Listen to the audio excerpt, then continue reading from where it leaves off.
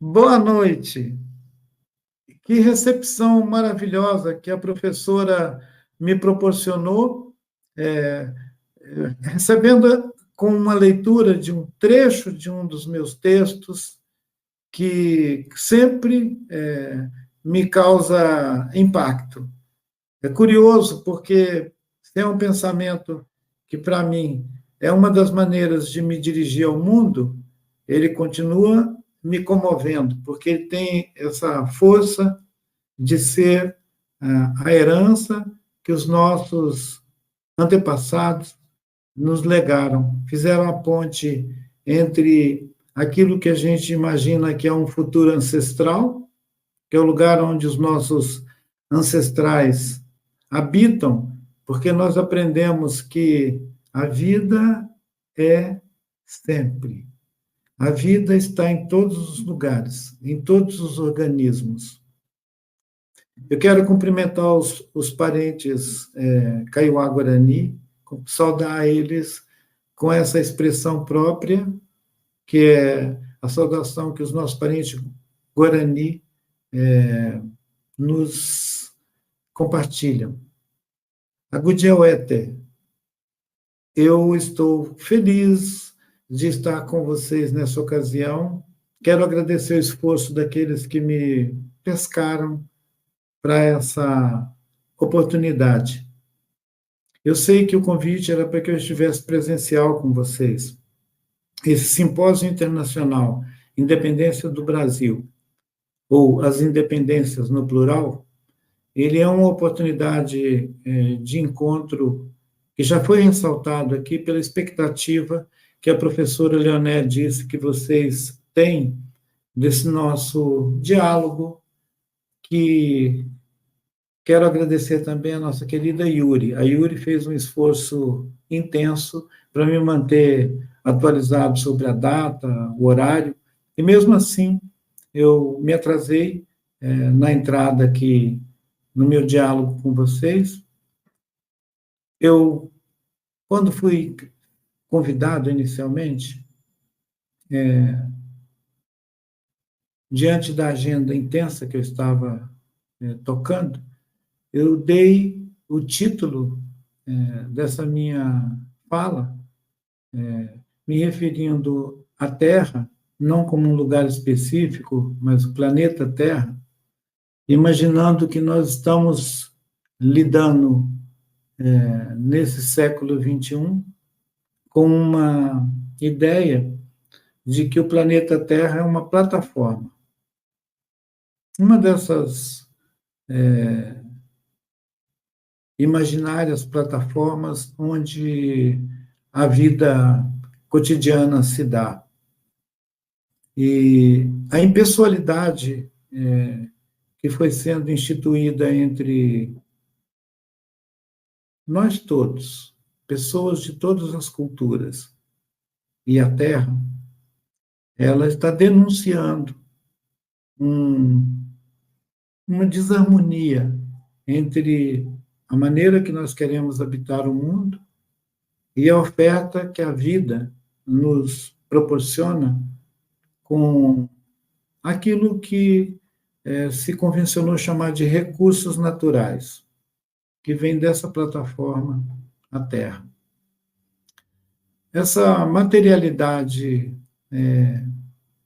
que a cultura ocidental foi instituindo, separando o nosso corpo do corpo da Terra, ao ponto de poder se imaginar que existe um lugar que é a natureza, onde os humanos atuam sobre ela como um lugar plano, uma plataforma, de onde tira minério, madeira, terra mesmo, água, e toda a possibilidade de extração desse corpo da Terra, essa plataforma que, no título da minha palestra, ganhou um adjetivo grave, né? Uma plataforma sangrenta. Ora, porque a gente relacionaria a imagem de tanta dureza ao corpo da Terra. A Terra que, na maioria das nossas culturas originárias, é chamada de mãe, a Mãe Terra. Eu tenho insistido em divulgar nos meus textos, nos livros que já publiquei, em artigos, o entendimento, a cosmovisão que os nossos povos originários, não só daqui do Brasil, mas do continente americano, carregam há centenas, talvez em alguns casos há milhares de anos, a compreensão de que a Terra é a nossa provedora, a Terra é a nossa mãe. E que esse sentimento compartilhado por milhares de pessoas nesse continente durante muito tempo perdeu tanto a sua potência, a sua expressão diante do saque colonial, que nos obriga a estar sempre dispostos a buscar as vias das independências possíveis. Um simpósio internacional Independências do Brasil não resume o desafio que nós temos de pensar a nossa relação com essa plataforma, com essa terra. Nós estamos desafiados pelas sucessivas crises, né, de paradigma mesmo da cultura ocidental, que põe em questão até a nossa mais publicamente assumida missão, que é a de educar as novas gerações para um mundo melhor, para um mundo onde os valores de humanidade possam ser compartilhados, independente de você ter nascido no Brasil ou em qualquer outro lugar do mundo, ser percebido como alguém que tem uma qualidade intrínseca de pessoa humana que deve ser apoiada nas suas aspirações e nos seus esforços de instituir identidade, saber de onde veio, o que pode realizar no contexto local onde vive, com sua família, com sua comunidade, no lugar onde trabalha, no lugar onde estuda, no lugar onde se move, no entorno onde cada um de nós se move, como podemos atuar nesses ambientes refletindo um sentido de respeito pela terra, respeito pelo outro ser humano e buscando a promoção do bem comum.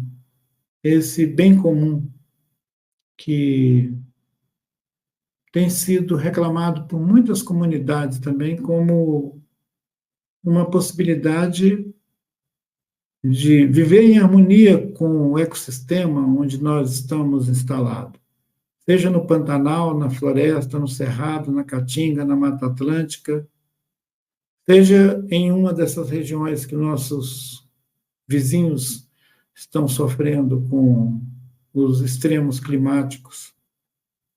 Tem hora que é muito calor, tem hora que é muita água. E nós estamos imersos nessa atmosfera de risco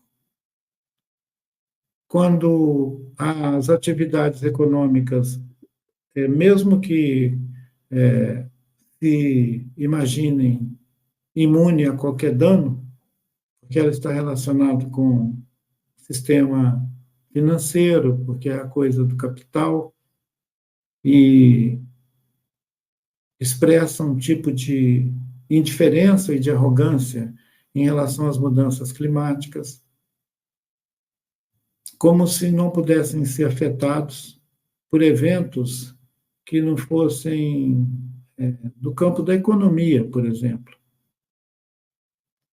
Agora, nós sabemos que todas as certezas que podíamos ter sobre um futuro imediato, onde todo mundo tem abrigo, onde todo mundo tem onde morar, onde todo mundo tem acesso à realização profissional, que é o mundo do trabalho, a formação, que é o campo dos estudos, onde a maioria de vocês que estão nesse diálogo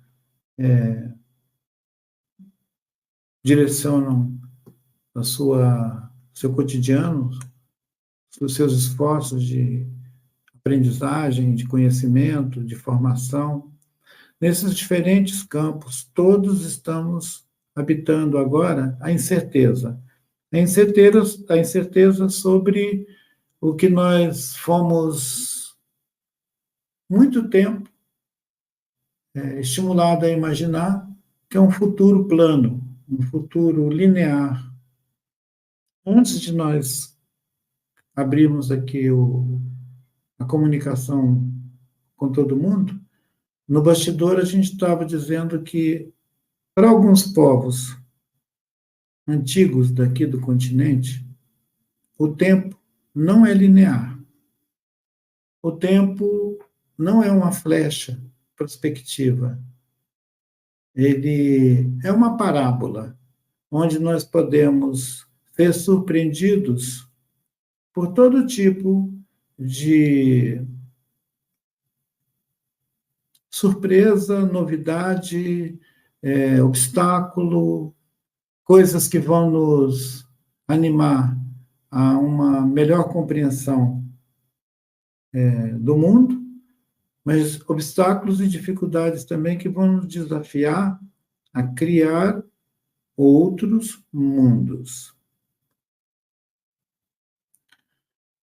Um dos títulos, talvez mais divulgado dos meus livros nos últimos anos é Ideias para Adiar o Fim do Mundo. Um ensaio que nasceu da minha observação sobre a desigualdade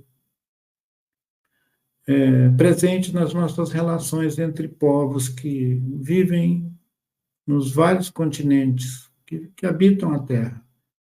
Essa impressionante estimativa de 8 bilhões de pessoas que precisam de abrigo, de um lugar para viver e das condições necessárias para o seu bem-estar. O que eu observei é que nós não temos tudo para todo mundo no planeta. Não da maneira que nós estamos habitando o planeta, quando alguns países, por sua condição de riqueza material e poder político, bélico, detêm 2/3 do que toda o resto da humanidade pode dispor. Algumas dessas nações ricas consomem 4, 5 vezes mais energia disponível, né, para todos, só para eles. Isso significa que uns bilhões de pessoas ficam sem acesso àquilo que a gente poderia considerar que são as condições essenciais para a cidadania, para uma vida onde, em qualquer contexto, alguém tem abrigo, tem proteção legal, tem acesso a alguma atividade do mundo do trabalho, é capaz de produzir seus próprios meios de subsistência e não tem que viver refugiado em países estrangeiros ou refugiado dentro do seu próprio país, que é o caso que não podemos nos omitir de muitos povos indígenas que vivem hoje no Brasil, enfrentando situações de extrema violência. Vocês que estão no Mato Grosso do Sul sabem como tem sido difícil para os nossos parentes Kaiowá-Guarani ter reconhecido o seu direito aos seus territórios. Como essa luta tem sido sangrenta para justificar o título da minha palestra. Como a Terra tem experimentado o pisar duro do agronegócio, da atividade industrial, do capital, denunciando um fato óbvio, que nos 200 anos de independência do Brasil, o Brasil não conseguiu fazer reforma agrária, não conseguiu distribuir a terra de maneira justa e equânime com seus milhões de cidadãos, concidadãos. Mesmo com os esforços de redemocratização, de produzir uma Constituinte em 87, onde alguns dos direitos sociais mais avançados do ponto de vista do constitucionalismo na América Latina, a nossa Constituinte foi muito progressista na formulação de políticas sociais. No campo da saúde, da educação, da assistência mesmo que o Estado brasileiro deve aos seus cidadãos, foram formuladas muitas linhas de ação fundamental para que a gente se constitua numa nação mais solidária, né? Uma nação solidária. Tem uma expressão literal dessa nação solidária numa canção que todo mundo já escutou, imaginando que nós podemos ser uma nação solidária. Quando nós pensamos na distribuição dos bens, do acesso à terra, da justiça social, o que nós podemos imaginar que seria uma nação solidária? Como tornar a experiência da solidariedade não o lema de uma campanha eventual, quando acontece uma catástrofe em algum lugar, mas como uma experiência permanente, desenvolvida nos cotidianos, no município, no estado, no país, em qualquer lugar do nosso território, esse envolvimento coletivo com o interesse do bem comum. A solidariedade não deveria ser um slogan, ela deveria ser uma prática constituída socialmente. Não precisa nem de uma lei para normatizar isso.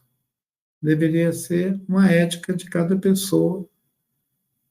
Quando nós imaginamos as nossas sociedades históricas, os povos antigos daqui, nós sabemos que a reciprocidade foi a maneira de mantermos vivos alguns de nós numa realidade colonial hostil, numa guerra colonial dura, na tomada dos nossos territórios à força.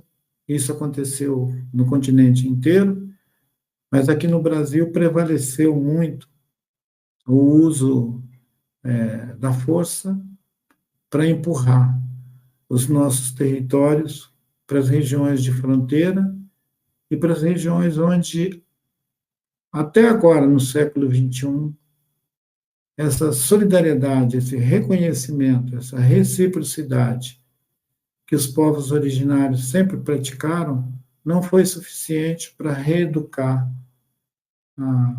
o entorno desses territórios, os lugares onde nossas famílias ainda perseveram na sua cultura, o respeito pelas suas tradições, a gente não conseguiu ainda influenciar mudanças necessárias na nossa sociedade brasileira. As nossas instituições de ensino, né, especialmente as de ensino superior, as nossas universidades, ainda precisam abrir-se muito mais para a realidade plural, para a diversidade cultural, étnica, que implica ser uma instituição de ensino superior no nosso país. Nós precisamos, para além dos recursos materiais que uma instituição dessa pode dispor também das qualidades humanas, para que uma instituição construa a sua própria capacidade, resiliência de enfrentar crises e de criar proteção social. Criar proteção social. Se nós somos uma sociedade tão diversa, e o que mais nos caracteriza é essa diversidade cultural, essa desigualdade social, a pluralidade, ela deveria ser central para qualquer disciplina, estudo, matéria, produção de conhecimento, deveria orientar, inclusive, as nossas pesquisas, né? Nós deveríamos dirigir a nossa capacidade de conhecer para conhecer mais o outro, conhecer mais sobre essa diversidade e atuar em condições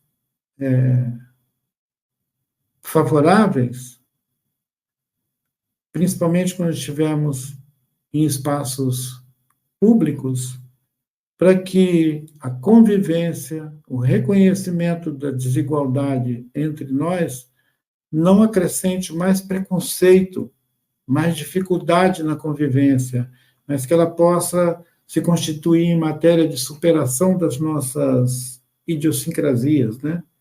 Daquilo que cada um pensa que é, e que a gente possa entender que nós somos todos iguais, na necessidade, nas carências, nos direitos também de acesso às condições de vida, que a gente possa produzir um efeito positivo onde nós vivemos na produção de vida, diminuindo o racismo, o preconceito na nossa relação cotidiana, ampliando os nossos próprios horizontes para acolher a diferença. Essa Universidade Federal do Mato Grosso do Sul já me convidou, nos últimos 10 anos, para muitos eventos abertos, para conferências. E esse simpósio fez um esforço muito grande para me pôr presencial, junto com vocês, para que esse diálogo fosse cheio das afeições possíveis, que a gente pudesse nos mobilizar uns aos outros também afetivamente, que não ficasse só uma comunicação de alguém expressando-se através de uma tela, buscando imaginar quem são os meus possíveis ouvintes. Eu estou imaginando vocês em diferentes endereços, em diferentes lugares. Nós não estamos num auditório. Imagina o esforço que eu preciso fazer para buscar uma interação sensível com aqueles que estão me ouvindo. Nós vamos ter a oportunidade de abrir para uma conversa. Eu creio que o enunciado da minha palestra, que foi chamada de conferência de encerramento, podia ser tomado nesses termos que eu me comunico com vocês agora.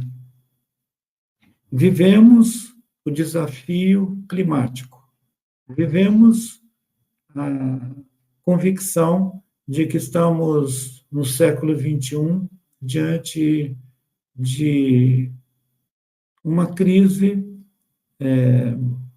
global, onde não somos só nós, no Brasil, ou os nossos vizinhos na Argentina, ou na Bolívia, ou no Equador, que estão sendo desafiados a uma nova ordem social, a uma nova ordem nas relações entre os povos, para além da ideia de Brasil, para além de uma exclusiva ideia de nós mesmos, abrirmos para a realidade continental, para a realidade global, nos alinhando com o entendimento de que a Terra é a nossa casa comum.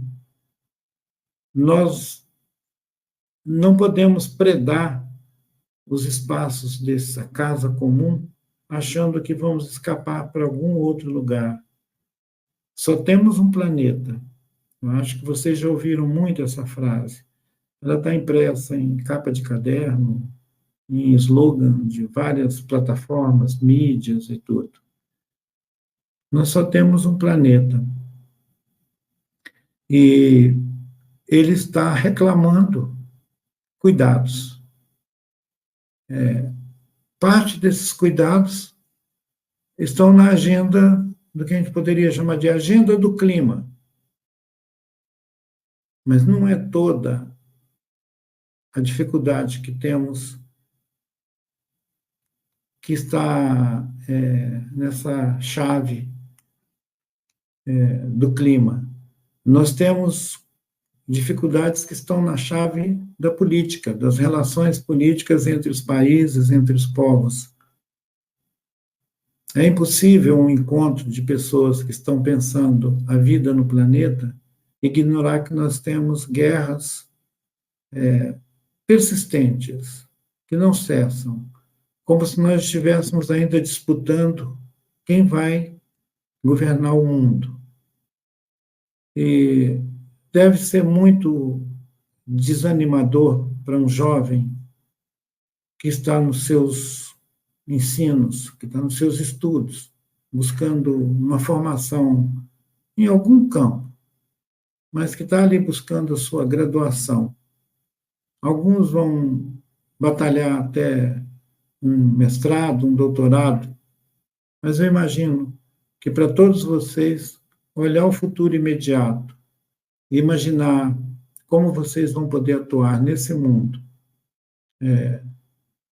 realizando-se e ajudando os outros seres viventes a realizar-se também, eu imagino como deve ser desafiador para um jovem pensar esse futuro próximo, esse futuro de 10 anos, 15 anos, que seria a década em que vocês estariam sendo desafiados a pôr o seu conhecimento adquirido nos estudos, na sua formação, a serviço da sociedade que você está inserido, onde vivem suas famílias, onde estão seus afetos e onde você vai ter que construir a parte dessa casa comum, que é a Terra, para que você e as pessoas que você ama possam viver bem. A única razão da gente estar no mundo é a realização do bem comum. Habitar o mundo como um bem comum, uma casa comum. É possível a gente imaginar que habitamos uma casa comum? Os rios, as florestas, o clima, a água, a chuva, a inundação, a enchente, o fogo, presente no mesmo espaço, a casa comum, nossa casa comum. Quando eu estava parando a minha rotina para eleger a minha fala com vocês, eu perguntei a mim mesmo, com quem eu vou estar falando hoje? onde estão os cotidianos dessas pessoas? Eles estão vivendo em áreas urbanas, estão vivendo nas suas regiões, nos seus municípios, alguns estão vivendo em territórios indígenas. Eu sei que os nossos parentes Terena, Chavante, né? Os Guató, os Kaiowá-Guarani, os Nhandeva, né? Eu sei que alguns dos meus ouvintes são dessa diversidade de povos que eu estou relacionando aqui, mas tem uma grande parte dessa minha audiência que provavelmente já está com suas famílias há décadas, vivendo em áreas urbanas e mesmo em cidades, aí no Mato Grosso do Sul. Essa experiência que vocês todos compartilham, de estar num amplo território, ainda em processo de disputa territorial,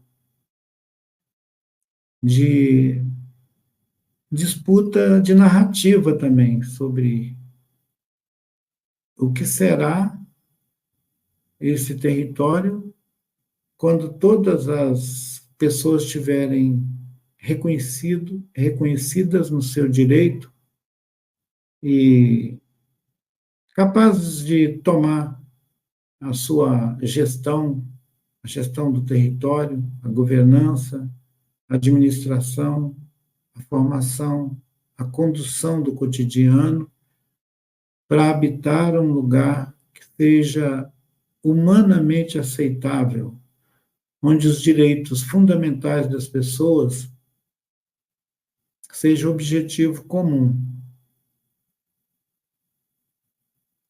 Eu imagino que eu já tenha falado uns 15 minutos, mas eu não vou me estender muito mais nessa palestra.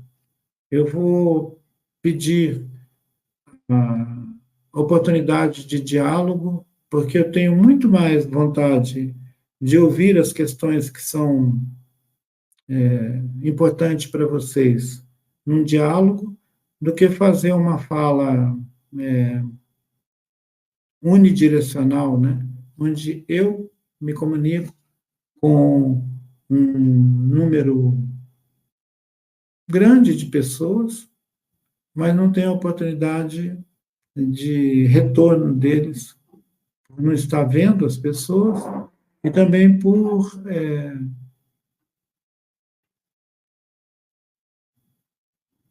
desejar ouvir seus pensamentos, suas inquietações.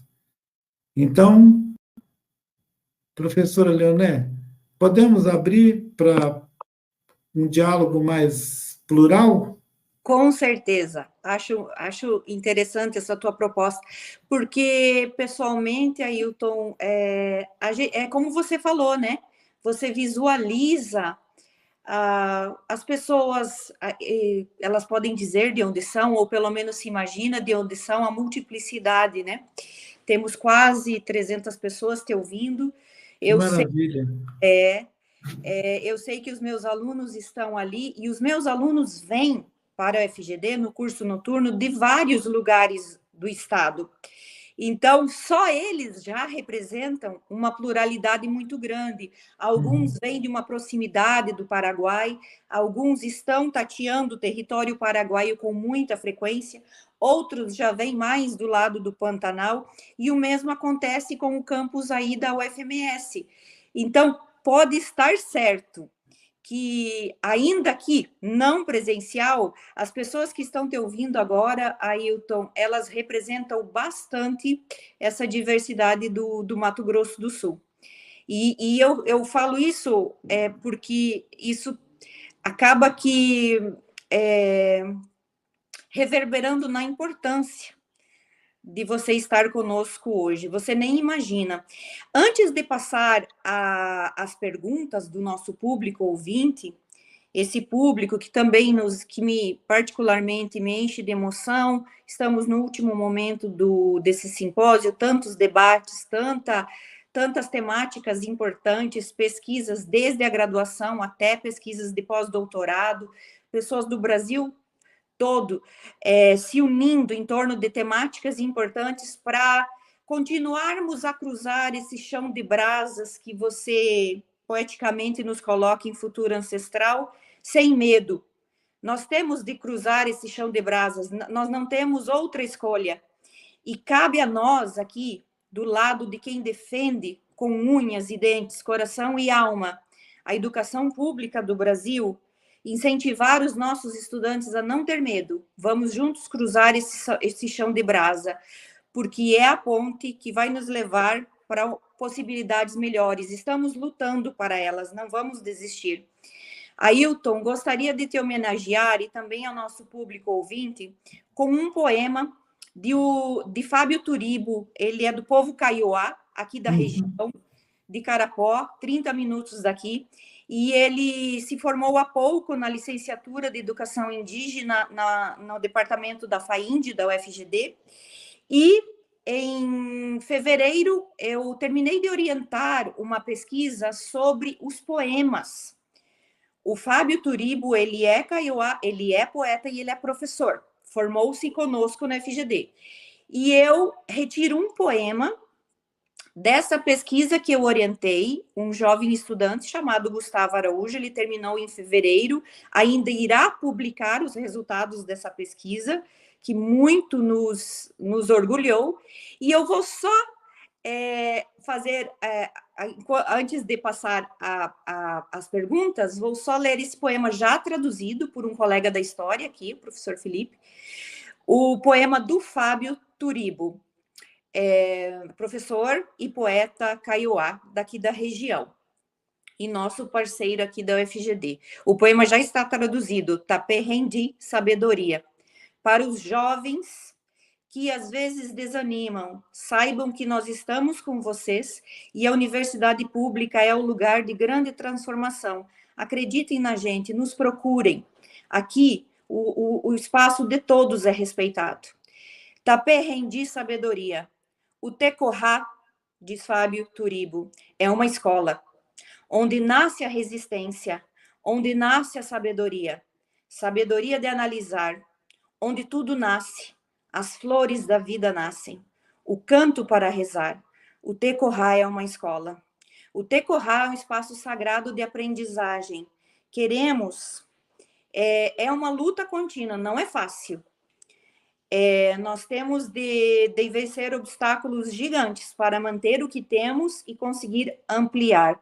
Mas eu gostaria que os jovens que nos escutam entendam que a Universidade Pública do Mato Grosso do Sul também quer ser uma espécie de Tecorá, um espaço sagrado de aprendizagem, e precisamos de vocês, sozinhos não conseguiremos. Então, eu vou olhar o chat, ainda não tem nada escrito para mim aqui, peço aos administradores que me conduzam as perguntas. Alguma pergunta, pessoal, direcionada a Ailton Krenak? Aqui. Tá, eu vou colocar o óculos. Ailton, como podemos... Valdomiro Mendes Arantes. Boa noite, Valdomiro. Ailton, pergunta Valdomiro, como podemos enfrentar os desafios da colonialidade? Ele deve ter se inspirado no Aníbal Quijano, né? As colonialidades do ser, do poder e do saber.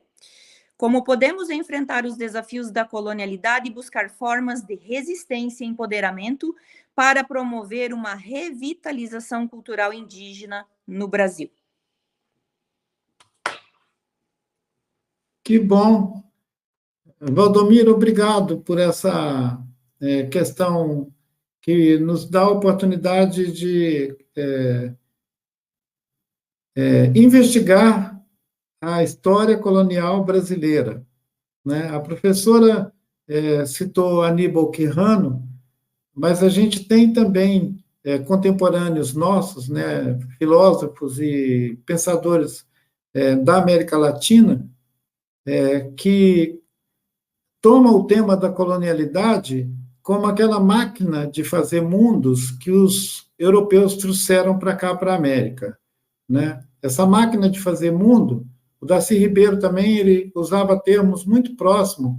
Ele e Aníbal Quijano são pensadores que conseguiram se impor à narrativa europeia sobre nós, uma narrativa colonialista sobre nós, que tratava os nossos povos do continente latino-americano como povos que não eram capazes de produzir uma autoimagem, quer dizer, não eram capazes de imaginar-se, e que precisavam de um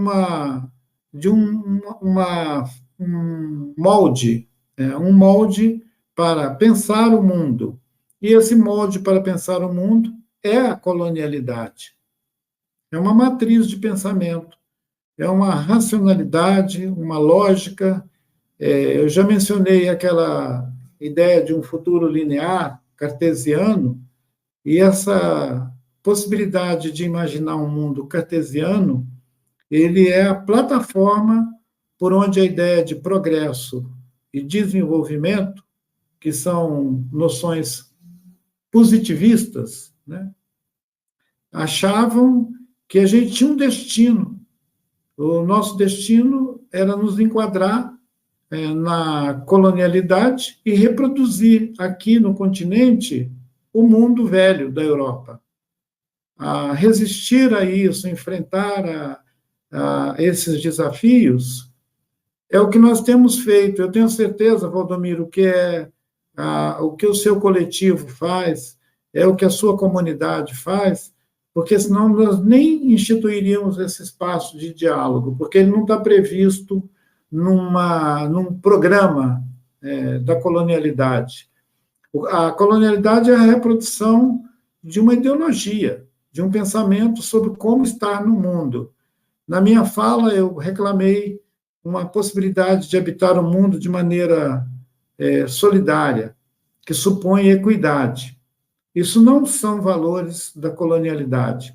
Os valores da colonialidade é subjugar o outro, é mérito, é meritocracia. Tipo, eu estudei, eu me formei, eu sou engenheiro, então eu vou ter o direito de ter a meu serviço umas dezenas de pessoas que não estudaram como eu, porque eu vou poder mobilizar essas forças todas na minha vantagem. É um pensamento colonial típico. Mesmo quando você se forma na área da saúde, por exemplo, né? Você pode se formar como médico e decidir que você vai abrir uma clínica e depois fazer isso virar um hospital, você vira um empreendedor bem-sucedido enquanto as pessoas adoecem ao seu redor. Colonialismo. Quando nós tivemos aqui no Brasil a decisão de trazer mais médicos, uma medida que o governo brasileiro tomou para suprir a carência de profissionais da saúde em algumas regiões do nosso país foi trazer os médicos cubanos. Ora, eu vi a diferença da formação de um médico daquele para os médicos que a gente forma aqui no nosso país. Nós temos uma ideia classista que orienta as profissões no Brasil. Até outro dia, você não via um indígena médico. Há 20 anos atrás, eu duvido que você ia me apontar uma profissional da saúde, uma médica, uma doutora em medicina, atendendo num hospital ou numa clínica e com identidade indígena. Se ela fosse indígena, ela ia ter que esconder que era indígena para ela poder ter um cargo, ter um lugar de trabalho nas instituições que são marcadas pela colonialidade. O colonialismo, ele institui o racismo, ele institui o classismo, ele institui escalas de valores que não compartilham a ideia de uma humanidade solidária.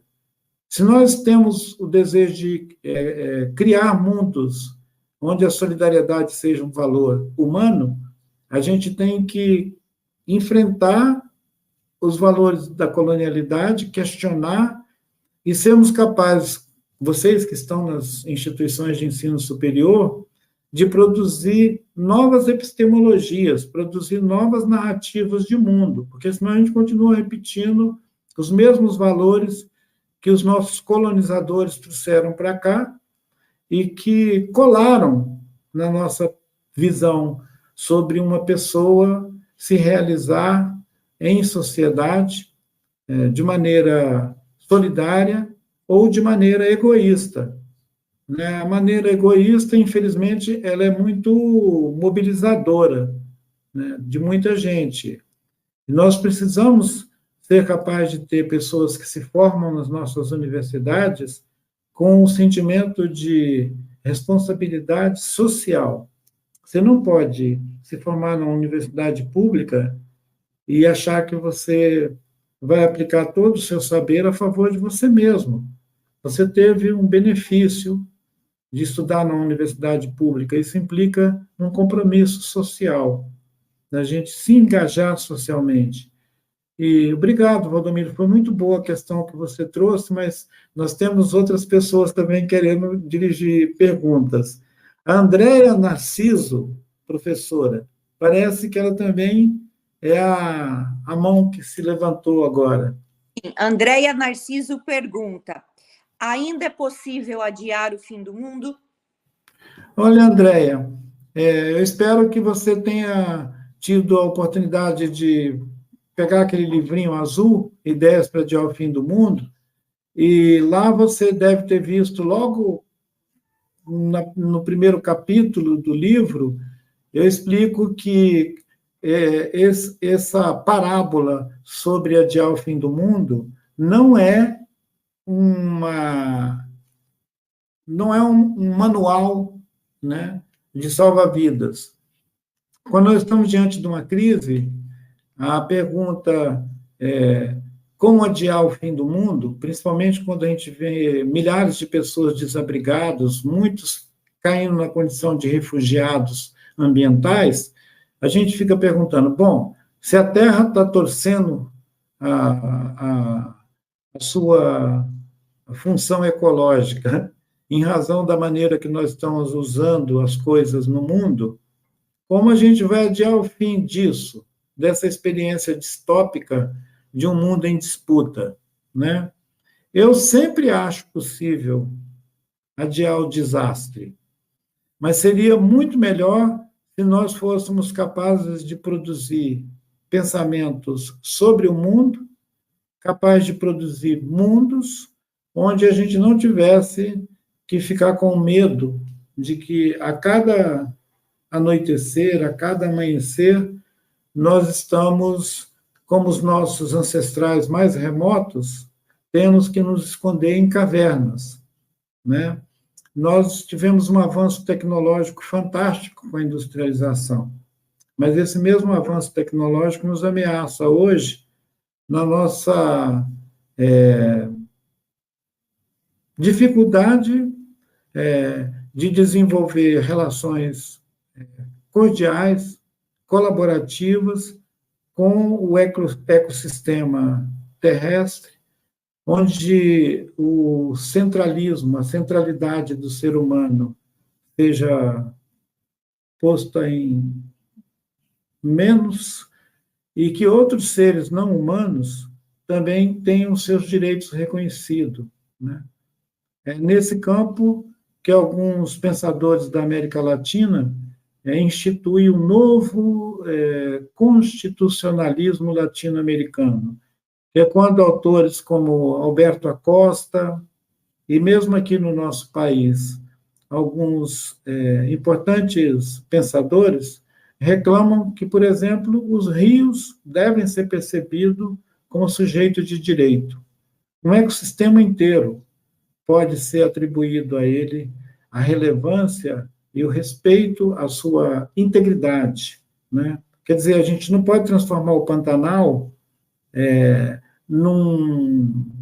numa plataforma onde a única prioridade nossa seja extrair riqueza dele, numa perspectiva extrativista sem fim, sem considerar os outros organismos vivos que precisam daquela paisagem, precisam daquele território. Vale o mesmo para o Cerrado. Nós temos visto a paisagem do Cerrado ser aviltada de uma maneira tão rápida que, em menos de 30 anos, regiões inteiras foram devastadas e deram lugar à monocultura. Tudo isso tem a ver com a questão de adiar o fim do mundo. Nós vamos poder adiar o fim do mundo quando a gente aprender a pisar suavemente na terra, deixar de socar a terra como se nós fôssemos as únicas pessoas que interessam. Os outros organismos todos a gente pode fazer todo tipo de experiência com eles, né?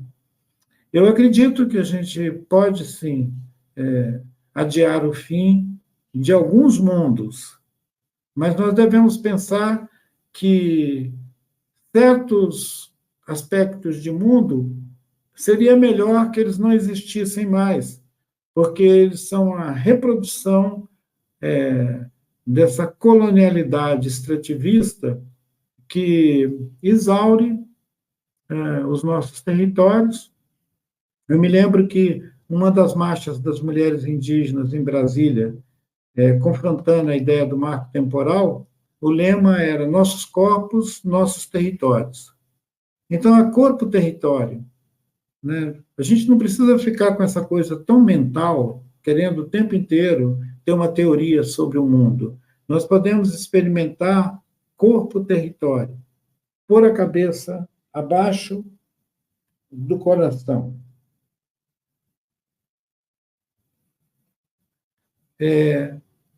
Se nós temos muitos dos nossos irmãos Guarani nessa audiência, ou os nossos parentes Terena, eles sabem que pôr a cabeça abaixo do coração é sentir o mundo, ao invés de querer entender o mundo. Sentir o mundo, né? Eu me lembro também da contribuição importante que o nosso querido cineasta Vincent Carelli nos proporciona para compreender a complexidade dessa fronteira aí do Brasil com nossos vizinhos Bolívia e Paraguai, aquele filme magnífico dele, Martírio. Esse filme andou o mundo, foi exibido em muitos lugares, em vários festivais, e recebeu muito reconhecimento pela importância histórica de um filme daquele que toma a questão da colonização dessa fronteira do Brasil e como foi feita a apropriação dos territórios nessa fronteira e como isso segue em disputa até o século XXI. Martírio é um filme que vai ficar para sempre como uma das grandes obras cinematográficas que discute a ocupação dessa fronteira. E fala de uma maneira muito gentil e amorosa sobre a forte cultura dos povos originários nesse território que nós chamamos de Mato Grosso do Sul. Mas para quem tem a minha idade, 60, 70 anos, sabe que até a Constituinte, toda essa vasta região que separa a fronteira do Paraguai com Rondônia, se chamava Mato Grosso. Até que a gente criou uma geopolítica regional em que parte ficou sendo Mato Grosso do Sul e a outra parte, ao norte, ficou sendo simplesmente Mato Grosso. Eu estudo muito a história de vocês, me interesso pela história territorial dos nossos parentes dessa fronteira e gostaria de ter muito mais oportunidade de convivência com vocês para eu aprender um pouco mais sobre a nossa grande história, né? A Marcela Thaís também tem pergunta.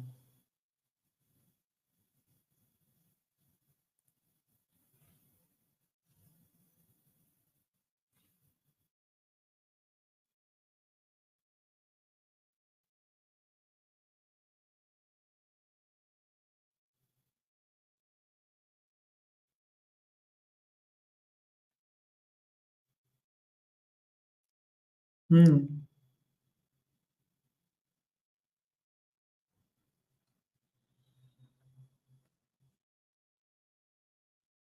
Você está sem áudio. Perdão, gente, eu falando aqui. A pergunta é de Fátima Venuti. Perdão, pessoal. O que Ailton Krenak de hoje diria ao emergente representante dos povos originários após aquele discurso emocionante no plenário em setembro de 87? Eu estava te questionando, não era 88? Não, 88 foi a promulgação, 87 foi a disputa dentro do Congresso. Com a tinta de genipapo foi 87. Setembro de 87. O que tu diria para aquele Ailton Krenak de setembro de 87? Olha, Fátima, essa sua pergunta, ela é uma pergunta retórica, interessante, né? Porque a gente teria que imaginar uma situação em que a descontinuidade entre aquele jovem e o Ailton de hoje fosse, de fato, uma possibilidade de nos constituir como pessoas distintas. Eu me sinto totalmente identificado com aquele jovem e eu me admiro da coragem dele, né? Jovem, corajoso no sentido intelectual, porque o gesto em si é muito simples, né? A semana passada, 15 dias atrás, um jovem da etnia Kumaru, eu acho que é Kumaruara, lá do Pará, numa audiência sobre ferro-grão, ele foi com a mão de tinta de urucum vermelho e aproveitou que as autoridades que estavam enfileiradas assim, bem nas cadeiras que abriam a audiência, por alguma razão, por descuido daquelas pessoas, ele conseguiu passar a mão de tinta no rosto de todos os executivos que estavam na cabeceira do auditório. Foi uma coisa impressionante. Ao mesmo tempo, era surpreendente que aquele moço tivesse a destreza de fazer aquilo sem nenhum daqueles camaradas conseguir interromper o gesto dele. Foi muito hábil, foi muito corajoso de fazer aquele protesto e foi muito eloquente em dizer para eles que tudo tem limite e que a Mãe Terra não suporta mais afronta e que os povos originários, como filhos da Terra, não vão ficar parados. Aquele gesto, para mim, atualizou o que o Ailton fez em 87. Então, eu acho que tem uma continuidade histórica na resistência dos povos originários, que liga um jovem Kaiowá-Guarani hoje, em Dourados, ao mesmo momento em que Tupã-I, Marçal de Souza, se ergueu para falar com o Papa das injustiças que o Estado colonial brasileiro imprimia na vida dos povos indígenas. Foi Marçal de Souza que foi o destaque antes daquele jovem em 87, antes de Mário Juruna sair candidato a deputado, antes de muitos de nós se erguer, foi esse nosso bravo Marçal de Souza Tupã-I, que lembrou a gente que o Brasil não foi descoberto. Tem uma imagem dele assim, falando com o Papa e discursando, dizendo: o Brasil foi invadido, com aquela voz inconfundível de um Kaiowá-Guarani. Então, é uma honra estar falando com os parentes desse nosso querido Tupã-I e dizer que a distância entre a década de 80, o século 21 e toda a trajetória que aqueles que nos antecederam estabelece esse contínuo com o jovem que passou a tinta vermelha no rosto daqueles gerentes da Ferro-Grão. Quer dizer, nós estamos vivos, apesar de tudo. A esperança, né, a confiança de que nós temos de onde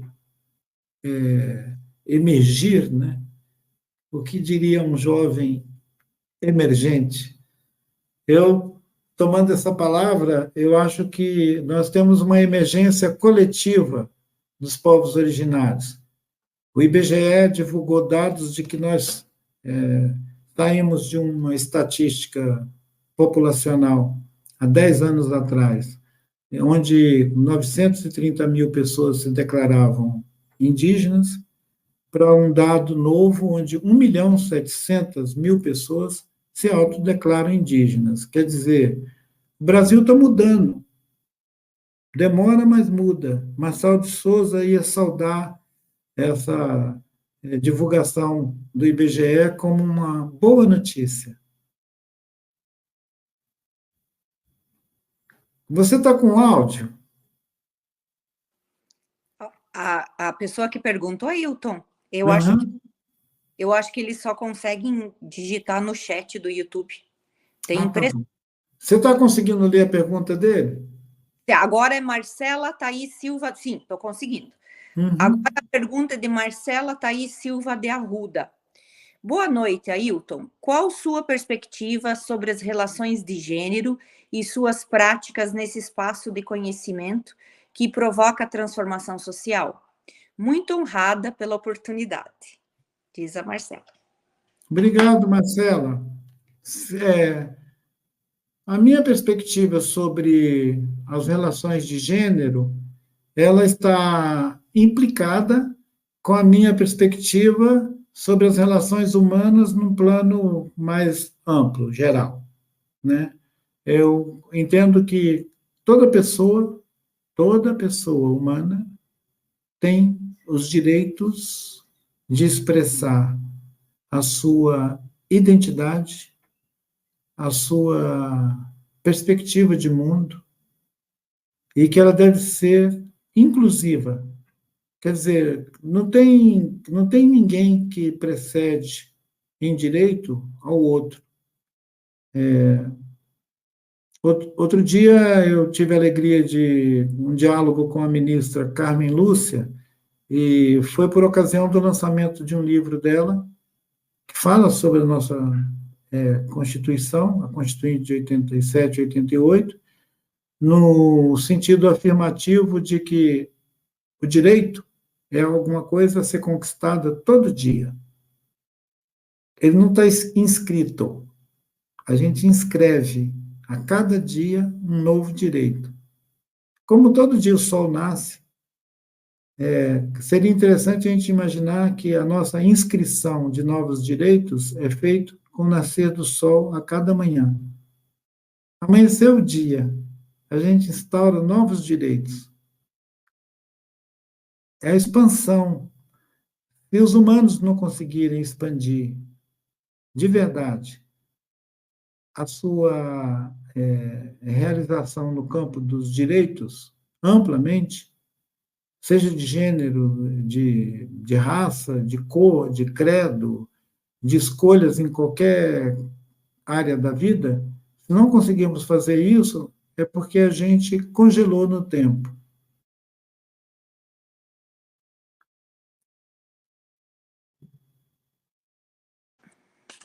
Agora a pergunta de Ivan Francisco. Boa noite, Ivan. Diz Ivan para você, Ailton. Boa noite. Comente sobre o jovem que quer resgatar a cultura do seu povo. Cultura essa que foi perdida por conta de medo e de insegurança familiar, inclusive que perdeu o contato com suas terras. Ivan, eu tenho atendido a eventos literários, né?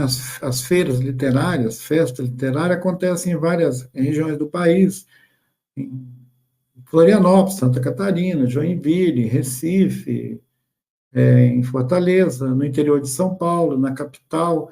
E você sabe que em quase todos os eventos que eu fui desde o ano passado, aparece uma pessoa, seja um jovem, ou até às vezes pessoas com mais de 50 anos, que chega para mim e fala: Krenak, queria te perguntar uma coisa. Eu não sei de que povo que eu sou, mas eu tenho certeza que eu sou de algum povo indígena. Porque eu vim do interior de São Paulo, ou eu vim do Nordeste, ou eu vim de qualquer região do país. E você sabe qual é o povo indígena que vivia naquela região? Aí eu ajudo, às vezes, olhando aquele mapa etnográfico, né? Tem um mapa maravilhoso, que é o mapa etnográfico do Curti-Moendaju. Curti-Moendaju é um sujeito que recebeu esse nome, dado pelos Kaiowá, né? Os Kaiowá-Guarani chamaram esse cientista alemão que veio para a América, que foi viver e aprender línguas, histórias dos povos indígenas aqui no Brasil, grande companheiro do Darcy Ribeiro, é muito citado por Viveiros de Castro também, quando observa a produção que o Curti-Moendaju fez acerca da localização, da diversidade étnica e das condições que algumas das nossas famílias indígenas viveram no começo do século XX, quando ele andou por aí, década de 20, 30, 40, e o que mais se ressalta quando você olha o mapa etnográfico do Curti-Moendaju é que havia povos indígenas no país inteiro. Em todos os estados, não tinha uma região do país que não tinha povos indígenas. Estavam localizados em regiões de serra, nas planícies, na Serra do Mar, no Planalto, e é claro que a miscigenação e a violência colonial dispersou esses povos e espalhou gente para todo lado. Então, em cada lugar que eu vou, eu encontro alguém querendo saber. Você me ajuda a saber, a fazer o caminho de volta? Como que eu vou buscar restabelecer vínculos com a minha origem, com a minha língua, com a minha cultura? Eu chamo isso de emergência étnica. Emergência étnica é quando você tem milhares de pessoas que se perguntam aonde está o meu bisavô, o meu tataravô, de onde é que eu vim? Tem, inclusive, uma canção do Gilberto Gil que é sobre isso. E, no caso, essa canção se reporta àqueles que vieram trazidos, escravizados da África, para viver aqui no continente americano. Imagina a dificuldade deles de saber responder a pergunta. O pai perguntou para o avô, o tataravô, onde é que está? Tataravô, onde é que está?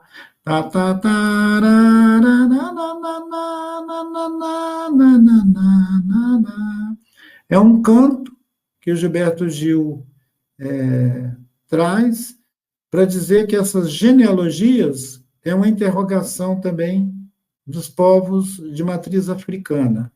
Tataravô, onde é que está? Essa pergunta é a pergunta mais nobre que alguém pode se fazer. E seja bem-vindo, Ivan. Não há que ter medo, não há que tomar a insegurança familiar como motivo para a gente abandonar as nossas referências. E aquele livro Futuro Ancestral é sobre isso. É sobre a possibilidade de cada um de nós resgatar a sua ancestralidade. Não importa se ela é um ato político ou se ela é só uma postura filosófica, né? Um modo de estar no mundo sem medo. Nós sabemos que falar é fácil quando você tem suas casas cercadas, queimadas, derrubadas, seus territórios invadidos. Falar em viver sem medo pode parecer um orgulho besta, né? Porque a violência ela é intimidadora em qualquer lugar, mas o estímulo é não dar lugar à insegurança e ao medo. Ter uma atitude afirmativa diante da vida, ampliar as relações, constituir redes de proteção, de cooperação e produzir solidariedade. Esse é o assunto da vez.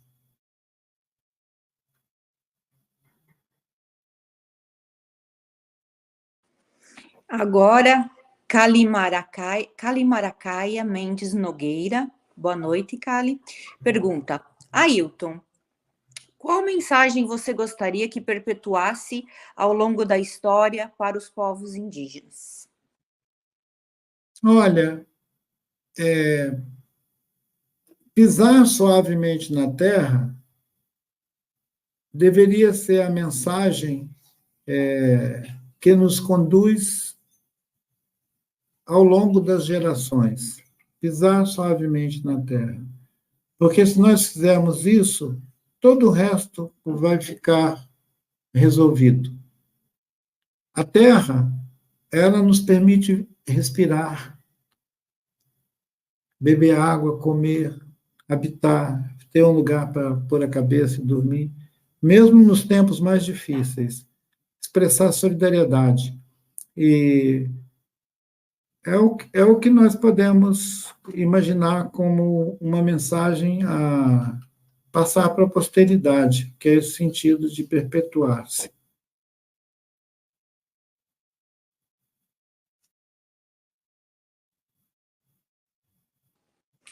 Cauê Araújo. Cauê pergunta: se puder, comente sobre a insegurança territorial dos povos Guarani Kaiowá e a relação do suicídio dos jovens desse povo. Cauê, há mais de 20 anos, na verdade, cerca de 30 anos, a gente reflete sobre essa gravíssima protelação por parte do Estado brasileiro, desde antes da Constituinte. Eu mencionei aqui Marçal de Souza. Antes da Constituinte, pós-Constituinte, a República Brasileira deve ao povo Kaiowá-Guarani a devolução dos seus territórios antigos para que eles possam viver, porque eles não têm sossego. E os jovens não conseguem entender a complexidade dessas relações e acabam desistindo da própria vida por não ter perspectiva, por olhar para todo lado e achar, bom, o mundo não quer a gente aqui, nós estamos fazendo o quê aqui? A juventude é o período mais mágico e maravilhoso da vida, mas é também o lugar mais difícil de habitar, porque ele nos desafia a compreensão do mundo. Se esses jovens Kaiowá-Guarani têm na sua cultura uma forte arma de resistência, psicologicamente ninguém é tão forte a ponto de passar gerações sofrendo violência e achar que a vida vale a pena. É triste ter que mencionar isso, mas a pergunta é: que mundo que está sendo oferecido para esses jovens? Se o mundo que está sendo oferecido para eles não tem valor nenhum, então por que você acha que eles tinham que continuar persistindo só porque na cultura do Ocidente a ideia da vida, ao invés dela ser um dom maravilhoso, ela se constitui num um bem que você deve prosperar dentro dele, né? Quem conhece minimamente a cosmovisão guarani sabe que o ser guarani não acha que existam tantas relevâncias assim no indivíduo, né? São seres coletivos, vivem experiências coletivas, têm uma cosmovisão e, em respeito a essa cosmovisão, a gente deve ser solidário, estar junto, mas não dá para a gente entender a motivação dos jovens quando eles fazem uma escolha tão grave.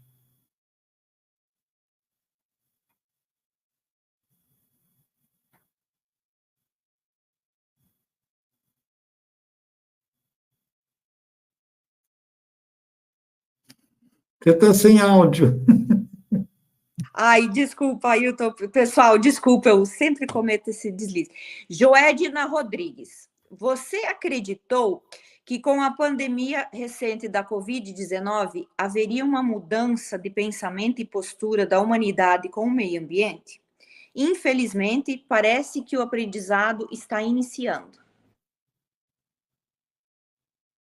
Joedna, eu pensei sim, eu fui muito ativo no período da pandemia, fazendo falas de lá da minha casa, a gente não andava, mas de lá da minha casa, cheguei a fazer um número incontável de palestras e live, e resultou, inclusive, em um dos meus livros, A Vida Não é Útil, ele foi produzido enquanto a gente estava confinado pela pandemia, e naquele período, é claro que a gente achava que o dano foi tão grande que as pessoas iam mudar de rumo, né? Os valores que as pessoas cultivaram até ali iam ser questionados. O que é impressionante é que assim que a gente escapou da pandemia, a atividade econômica e toda essa fúria consumista, ela acelerou-se de uma maneira tão impressionante que agora nós estamos diante dos extremos climáticos, e mesmo assim as pessoas parece que não aprenderam nada, né? Haja visto a questão que está acontecendo agora no sul do nosso país, que eu evitei ficar explorando o tema, porque eu acho que ele já está exaustivamente explorado, mas basta observar isso e imaginar que tudo que as pessoas querem agora é reconstruir as cidades. Se a gente pensar a partir do biocentrismo, se a gente tirasse essa ideia do antropocentrismo, essa prioridade do humano, e pensasse numa ecologia onde o ser humano tem o seu lugar, mas os outros seres também devem ser respeitados, a gente não ia simplesmente reconstruir cidades. Nós íamos pensar que tipo de mundo nós podemos habitar para que nos tornemos mais resilientes, mais capazes de enfrentar as crises que vão se suceder sem tanto dano, sem tanto sofrimento. Mas as pessoas querem sair correndo e fazer tudo de novo, montar o shopping, ligar o Kresedec, né? Então é assim, liga o Kresedec aí, né? Aí toca a bateria e vamos para o forró e queima combustível e compra carro novo e compra todo esse aparato novo e consome, consome, consome. Nós experimentamos tragédias e aprendemos muito pouco. Eu uma vez disse que seria estúpido imaginar que o sofrimento nos ensina alguma coisa. A pandemia mostrou que o sofrimento não nos ensina nada. É melhor a gente não sofrer, é melhor que a gente aprenda sem tanto sofrimento.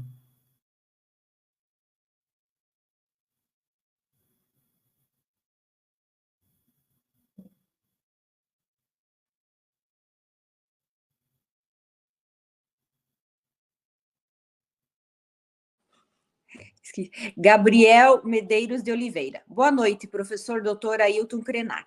Como valorizar a atuação dos povos indígenas na história local, da oralidade, da memória e contemporânea, sem cair na marginalização ou no esquecimento? Ele fala de Recife, Pernambuco. Gabriel, eu acho que nós estamos tendo uma resposta a essa questão sua no nosso cotidiano, quando a gente vê os jovens indígenas fazendo música, levando exposições, levando sua arte para diferentes espaços. A presença de pessoas indígenas como Denilson Baniwa na Bienal de Veneza, a Naine Terena fazendo curadoria de diferentes exposições que estão em galerias e museus daqui no Brasil e fora do Brasil, a presença dos nossos jovens Yawanawá, Runiquim, Caxinauá do Acre, a música, a arte. Olha, a maior parte dos criadores artísticos hoje recorre ao acervo da cultura indígena para produzir novas referências. Por exemplo, o Alok, que fez um álbum onde a música indígena tem uma expressão planetária, e ele intitulou esse álbum de Futuro Ancestral. Ora, a ideia de marginalidade, de marginalização ou esquecimento, ela está ficando para trás em favor de um empreendedorismo, digamos que pode até ser questionável, mas de uma presença multiplicada de pessoas indígenas nas universidades. Tem 55 mil indígenas frequentando ensino superior no Brasil hoje. Isso não é pouco, não. Eles não estão, nós não estamos, eles não estão. Não creio que a gente esteja marginalizado regionalmente. A gente pode estar sofrendo violências, disputas, mas essas disputas significam apenas que nós estamos de pé. Porque senão não tinha disputa. Não estava vencido, né? Ailton, você comentou do Alok? Já fala... Alguém até mencionou o Overá aqui, né? Overá, filho do Olívio de Ecupé, um jovem que eu conheci ele desde jovem. Tem os MC também, Bro, tem o pessoal aí de Dourados, né? Tem uma presença indígena na literatura, na arte. Bom, como eu estaria hoje na Academia Brasileira de Letras se não existisse um movimento significativo de retomada cultural ampla dos povos indígenas? Eu sou, digamos, a expressão dessa presença em diferentes espaços onde a cultura indígena ganha reconhecimento. Eu acho que é o que nós estamos testemunhando, felizmente, né? Ailton, Meg Leaf tem uma pergunta. Gostaria de saber sua reflexão a respeito da possibilidade ou não do sistema próprio de educação escolar indígena.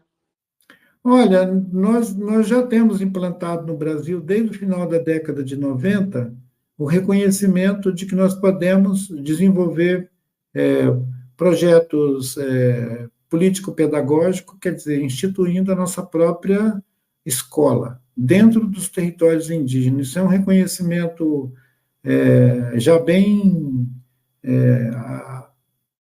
admitido. Nós temos poucas políticas públicas voltadas a fortalecer essa iniciativa. Nós podíamos ter mais ação em políticas públicas de promover a autonomia nesse campo da educação escolar indígena, onde o resultado local, regional, em cada contexto étnico, territorial, pudesse ser definido por projetos político-pedagógicos próprios, que não ficassem submetidos a uma gerência educativa de fora, como costuma acontecer com muitas superintendências de ensino, né? Mas as escolas indígenas no Brasil, elas têm um avançado reconhecimento da sua autonomia. E o exercício dessa autonomia, eu acho que ele tem que ser produzido de dentro de casa, não tem que esperar ele de fora.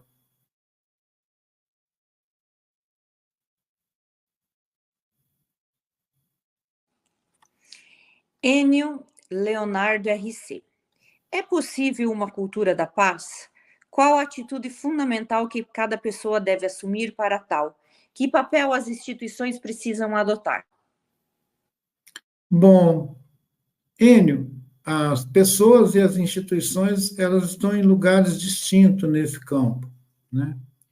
A cultura da paz, ela deveria ser um valor social amplo, né? A cultura da paz deveria ser ensinada em casa, não era na escola. E quando chegamos à escola, a gente deveria já estar com essa herança, com essa experiência trazida de casa. Se a gente tiver que aprender lá na escola, vai ser um pouco mais difícil. É aí que cabe a função das instituições. As instituições, elas deveriam ter como missão promover a cultura da paz, e depois outras questões. Porque se nós não formos capazes de avançar nisso, nós vamos ser esmagados, né, por um discurso de violência e de segregação, que é o que os grandes movimentos sociais acabam produzindo, né? Nós já vivemos no nosso país, recentemente, uma espécie de fissura entre aqueles que achavam que direitos humanos dignifica a vida e aqueles que achavam que direitos humanos é uma bobagem, de alguns parlamentares, de alguns ativistas dos direitos humanos. E nós pagamos um preço muito alto por essa falta de cultura da paz, e nós precisamos, da mesma maneira que a gente anseia por água, a gente deveria também ansiar por uma cultura da paz.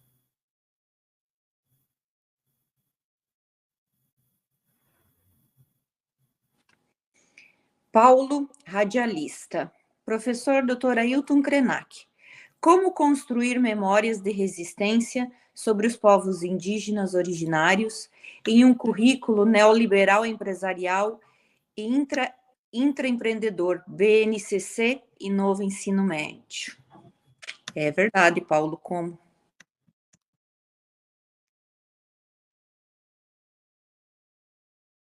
Olha, Paulo, é interessante a gente entender que a memória ela transcende as circunstâncias, né?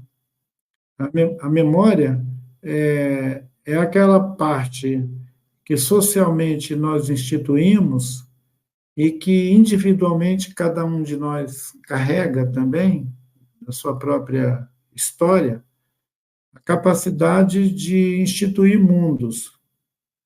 E a memória da resistência, ela não é um programa. A memória da resistência é uma atitude.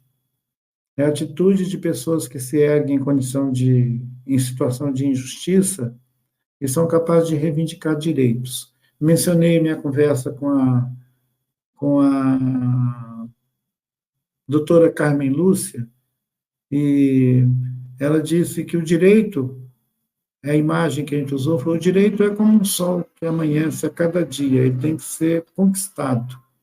A memória da resistência ela tem que atuar nesse sentido. Toda manhã levanto e falo: agora vamos ampliar nossos direitos. É isso.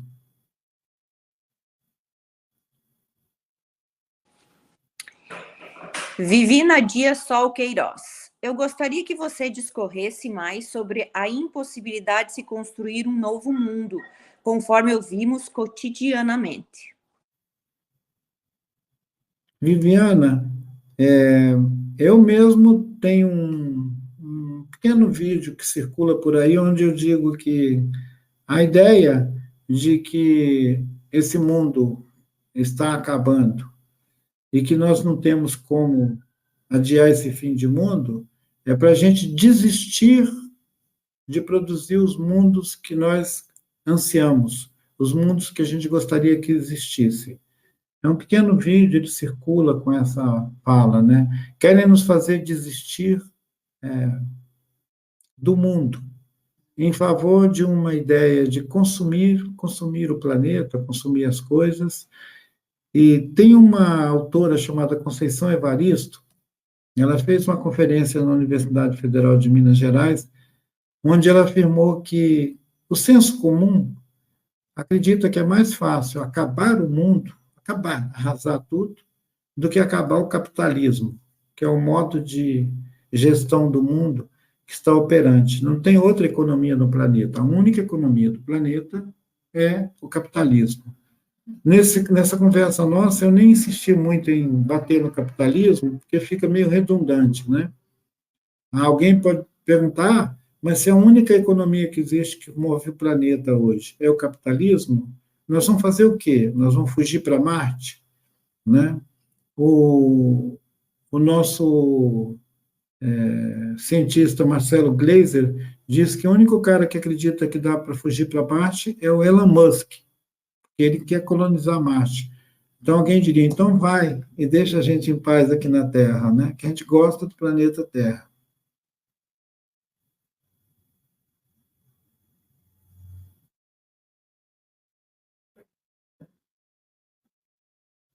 Olha o Guido. É o Guido? Guidio é o apelido dele no acesso YouTube. Ele é É o Guilherme, tá bem. Guilherme Giovanni, do Instituto Federal do ES Campo Grande, Campus Campo Grande, pergunta: ainda há esperança em uma integração saudável das ciências formais e os conhecimentos ancestrais? Guilherme, eu nem colocaria a questão nos termos de esperança. Eu colocaria a questão quanto nós já avançamos na última década nesse sentido, de integrar ciência, né, as ciências formais e os chamados saberes, né, ou conhecimentos ancestrais. Nós temos um programa, inclusive, em ciência e tecnologia, que busca articular ciência e saberes dos povos originários.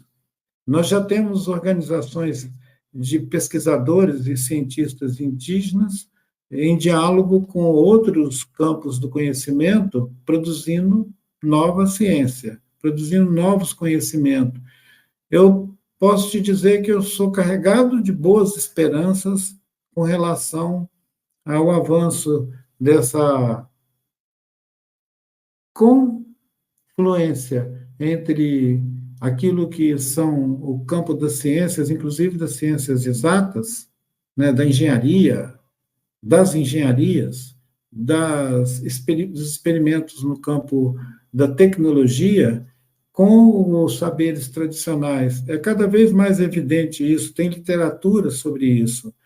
O livro A Queda do Céu, do Davi Copenaua, que, aliás, foi lançado no Japão esse mês, ele teve tradução para o japonês, mas ele já é lido em várias universidades europeias, e ele é bibliografia para diferentes áreas de conhecimento nas universidades no mundo. Então, se você tem um escritor da estatura do Davi Copenaua, com sua obra aberta em diferentes estudos nas universidades mais importantes do mundo, é porque a ciência indígena e o conhecimento, digamos, formal, o saber formal, estão trocando perspectivas, visões de mundo. Eu acho que é criativo esse caminho, ele vai avançar cada vez mais, inclusive no campo da saúde. Eu concordo contigo, Ailton, plenamente. Eu também, nesse aspecto, eu sou otimista, porém não ingênua, mas sou otimista como você.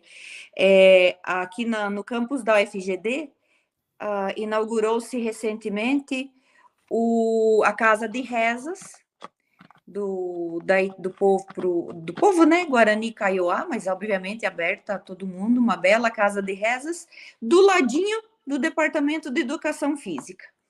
Então, você tem pessoas entrando e saindo da casa de rezas e pessoas entrando e saindo para fazer exercícios ali onde os aparelhos estão dispostos na Faculdade de Educação Física. Essa comunhão, ela está, sim, obviamente, onde há boa vontade, ela está acontecendo e eu desejo acreditar que será cada vez mais forte. Extensão da UFMS pergunta: Ailton Krenak, temos que caminhar para o encerramento. Quais são suas palavras finais? Ela dá um direcionamento. Quais são suas palavras finais, então, Ailton? Bem, eu quero dizer a vocês que a acolhida que vocês me proporcionaram, a maneira que a professora Leoné me introduziu no encontro com vocês, conseguiu superar o limite que a tela do computador nos impõe, né? Eu reclamei aquela falta de um contato mais caloroso, mas eu acho que a gente conseguiu ter uma boa conversa. E minhas palavras finais até logo, espero que a gente se encontre pessoalmente e que a gente possa nos conhecer melhor numa boa. Agradeço a todos vocês, desejo boa noite. Aqueles que têm que voltar para casa,